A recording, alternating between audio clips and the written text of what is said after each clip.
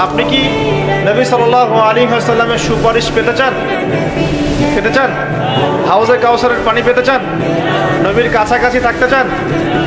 শুনুন, নবী সাল্লাল্লাহু আলাইহি ওয়াসাল্লাম বিভিন্ন হাদিসের মধ্যে বলেছেন, বিভিন্ন হাদিসে, যে ব্যক্তি দুনিয়াতে নবীর সুন্নত যত বেশি পালন করবে, নবীকে যত বেশি ভালোবাসবে, তার উপর যত বেশি দরুদ পড়বে, ইনশাআল্লাহ কিয়ামতের দিন সে নবীর তত কাছাকাছি থাকবে।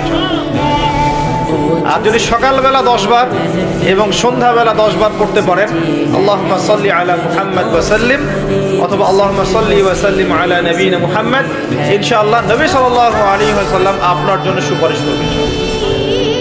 সকালে 10 বার, সন্ধ্যায় 10 বার দরুদ পড়া খুব কঠিন।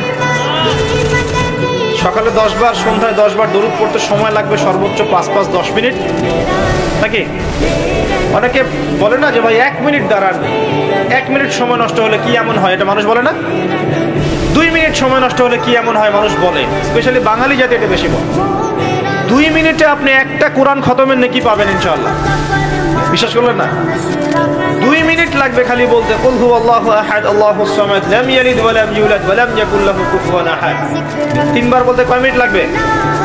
বড়জোর 2 মিনিট। 2 মিনিটে 3 বার পড়া সম্ভব সূরা ইখলাস। একবার পড়বেন, কোরআনের 1/3 নেকি পেয়ে যাবেন ইনশাআল্লাহ। তাহলে 2 মিনিটে কোরআন খতম দেওয়া যায়? যায় কি যায় না? যায়, ফজিলত পাওয়া যায়।